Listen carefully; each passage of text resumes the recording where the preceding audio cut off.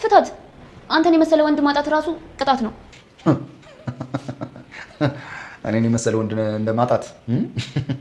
አዎ፣ አንተ እኮ ጥሩ ሰው ነህ። የእውነት ነበር የምታፈቅራት። በዚህ ጊዜ ጥሩ ሰው ማግኘት ከባድ እኮ ነው ወንድዬ። እኔ እኮ አለም እየነገርኩሽ እኮ ነው። እናቴን ማዳን አልቻልኩም። የሰው መጫወቻ፣ የማንም ትርከምርኪ ቆሻሻ መጫወቻ እኮ ነው ያደረኳት። እናቴን ልደርስላት አልቻልኩም። አንቺን እንኳን ልሰማሽ አልቻልኩም። ሰው ነኝ ታዲያ። አድነሃቸዋል። አሁን ሰላም ናቸው። እድሜ ላንተ። አንቺ እኮ እናቴ ላይ ግፍ ሲሰራ ቪዲዮ ባትቀርሽ ይኖር እኮ እድሜ ልኬን አላገኛትም ነበር። እናቱን ሊጦር ስንት ነገር ያደርጋል። አንቺ ግን ትሰልብኛለሽ። መስዋዕትነት የማይከፈልላት ልጅ የወለደች እናት ማን መስዋዕትነት ይከፍልላታል? እንግዲህ የወዲት ጉዲት የእናትሽን እርዳታ የማትፈልጊ ከሆነ ብቻሽን ተውጪው። እማዬ ይቅርታ አድርጊልኝ እባክሽ። ብቻሽን እንዴት ነው የማልተውሽ? ሰራተኛዋ ግን ምን ነካት? ወንዶሰን ለምን የወዲትን የስራዋን አይሰጣትም? ለምን ሀማቷን ብዙ ስቃይና መከራ ስታደርስባት ቆይታለች። በትንሹም ቢሆን ያው እንደፈራችውም ታሳያለች ማለት ነው። ታዲያም አሁን ላይ ሰራተኛዋ ቀጥታ ለዓለም ስልክ በመደወል ነበረ ወንዶሰን ለዮዲት እያስፈራራት እንደሆነም ስትናገር፣ እንግዲህ የዮዲት እናትም በትንሹም ቢሆን እንዳስቀየመቻትና እንዲሁም ልጇ ምን ያህል ክፉ እንደሆነችም እየተናገረች ነበር። በዚህም ሰራተኛዋም ምንድን ነው ለልጅሽ እንደዚህ አይነት ነገር ለምንድን ነው የምትመኝላት እያለቻትም ነበር። ወንዶሰን እያስፈራራት ነውና በጣም እንደተጨነቀችና አጣብቂ ውስጥ እንደገባች ነው። እናም ስለዚህ እንደዚህ አይነት ነገር ሲሆንም አንቺ ሄደሽ አገላግሊያቸው በማለትም ስትጠይቃት፣ እሷ ግን ወይዘሪት ወርቄም በጣም ከክፋት የተነሳ ይሆን ከምን ይሆን እንግዲህ አናውቅም። አይ ምን አባቷ ምን ትሆናለች፣ እንደውም በቃ ብትሞትስ እንደውም እድር አለኝ በማለትም እንግዲህ ስትዘባበትባትም ነበረ። ታዲያ እድር ቢኖርሽስ ምን ለመሆን ነው በማለትም ስትጠይቃትም እድር አለኝ፣ እስካሁን ድረስ ሰው ሙቶብኝ አያውቅም፣ ስለዚህ በሷ አማካኝነት ብሬ ይመልሳል በማለትም እንግዲህ ከማሾፍ ነው የእውነት ነው አልገባኝም። የወይዘሮ ወርቄ ነገር ከባድ ነው። ምን አይነት ነገር ነው እንዴ? ጭራሽ ለእድር ብር ተብሎ ሰው ይሙት ይባላል? ኧረ በስመ አብ። እንግዲህ የሬሳ ሳጥንን ተረትን በመጨመር ነው ማለት ነው ሁሉን ነገር ስታስረዳትና እንዲሁም ማዘን እንደሌለባትም ስትናገር የነበረ ነገር ግን የእናትነት ፎዶ አልችልላት ብሎ ደግሞ አሳዘኔ በማለት ነበረ ወንዶሰን የዮዲትን እያስፈራራ ባለበት ሰዓትም የደረሰች ማለት ነው። እንግዲህ የወዲት አጣብቂ ውስጥ ባለችበት ነበረ። የወንዶሰን እናትም እባክህን ይህን ነገር ጣለው ይቅርብህ እባክህን እያለች ብትለምነውም እንኳን እሽም አላለም ነበር። ነገር ግን እንግዲህ አጅሪት ወርቄ የማንን ልጅ ነው የምትገለው በማለትም ትደርሳለች። እንግዲህ ያፍ ወለምታ በቅቤ ይታሽም ነውና አሁንም ከፊታቸው እየተሳደበች ነበረ የወንዶሰንን እናት አመዳም በማለትም እናም ለምንድን ነው እንደዚህ የምትይ? ጭራሽ እናቴን እየተሳደብሽ ነው በማለትም እንግዲህ ወንዶሰን ከዮዲት እናት ጋርም ይገጥማል። አሁንም ወርቅ ያልሸነፍ ባይነትም እየታየባትም ነበር። በዚህም ቤቴን ለቃችሁ ውጡልኝ እያለም ነበረ። ታዲያ አሁን ላይም ወንዶሰን በጣም እሳት ለብሶ እሳት ጎርሶም ወደ ክፍል በሚሄድበት ሰዓትም አለምም እየመከረችውም ነበረ። ለምንድነው እሷን ገላ እስር ቤት ከምገባ እንዲሁም እናትክንም ከምታሳዝን ለምን አትፈታትም እያለች ምክርም እየመከረችውም ነበር።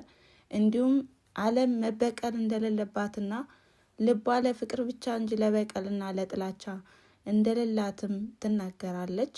እናም ዮዲት ደግሞ ክፉ ሰው እንደሆነችና እንዲሁም አንተ ጥሩ ባልነህ ነገር ግን እሷ ደግሞ አልተጠቀመችበትም እያለችም እየመከረችውም ነበር። አሁንም ወንዶሰን በጣም እንደተናደደና እንደማይለቃት ነው ማለት ነው የሚናገረው። ነገር ግን አሁን ላይ እናቱም በጣም እየተሸበረችም ትገኛለች ማለት ነው። እናም እንግዲህ ሁለቱም እናትና ልጅም ገጥመዋል ማለት ነው። ላስጥልሽ መጣዊ ነገር ግን አንቺ ደግሞ የማትሆኝና ክፉ ልጅ ነሽ እያለችም እየወቀሰቻትም ነበረ። እናትና ልጅ በጣም እሰጣ ገባ ገብተዋል ማለት ነው። እኔ አንቺ ልጅ በመሆኔ ነው ክፉ የሆንኩኝ፣ ምንን ልማር ትፈልጋለሽ? አንቺ እኮ ያመጣሽው ጣጣ ነው ይሄ ሁሉ ያደረሰኝ ማለት ነው እያለችም እንግዲህ እናቷንም እየወቀሰች ነው ማለት ነው። እንግዲህ ነገሩን የጠነሰሰችውም እናቷ እንደሆነችም ታሳያለች። ወርቄ በጣም አደገኛና ክፉ ሴት መሆኗንም እያየን ነው ማለት ነው። ነገር ግን አሁን ላይም እናቷን በጣም እያኮረፈቻትም ትገኛለች። እናም ቤት የለቀሽ ውጭልኝ በማለትም ሁለታቸውም ይጣላሉ።